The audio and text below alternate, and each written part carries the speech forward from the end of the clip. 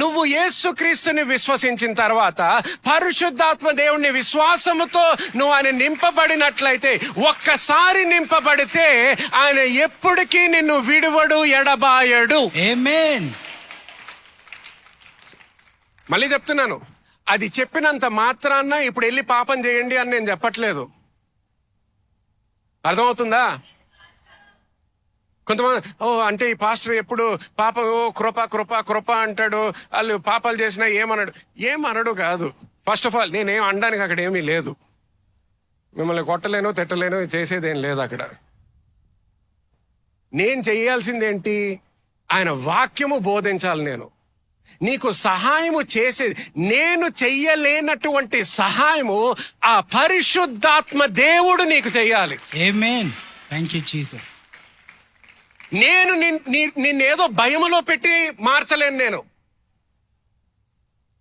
నేను నిన్ను భయములో పెట్టడానికి ప్రయత్నం చేసినా, నంబర్ 1 నేను చేయాల్సినటువంటి పరిచర్య చేయట్లేదన్నమాట.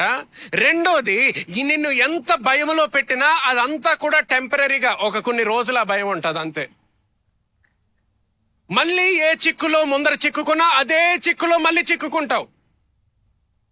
ఆ చిక్కులో చిక్కుకోకుండా, ఆ ట్రాప్ లో నువ్వు పడకుండా విజయవంతముగా జీవించాలంటే సహాయం నా నుంచి వచ్చేది కాదు, పరిశుద్ధాత్మ దేవుని నుంచి నువ్వు పొందుకోవాలి ఆ సహాయం.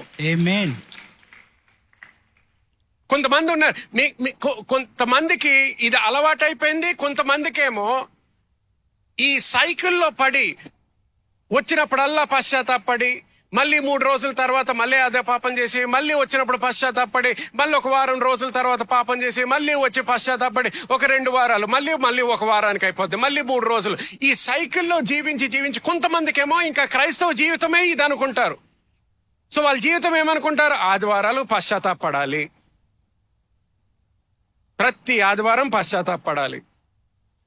దేవుడిని ఎవరైనా అంగీకరించుకుంటారా అంటే, వాళ్ళు పుట్టిందే సంఘంలో, మళ్ళీ 500 సార్లు అయినా కూడా మళ్ళీ చేతులు ఎత్తుతారు.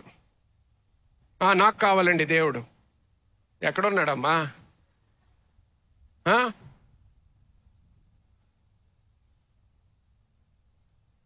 సో ఏం జరుగుతుంది? లేఖనాలు చదువుతున్నాము, లేఖనాలు పట్టుకొని వెళ్తుంటాము, కానీ లేఖనాలు అర్థము చేసుకోలేకపోయాము, సత్యము తెలుసుకోలేకపోయాము.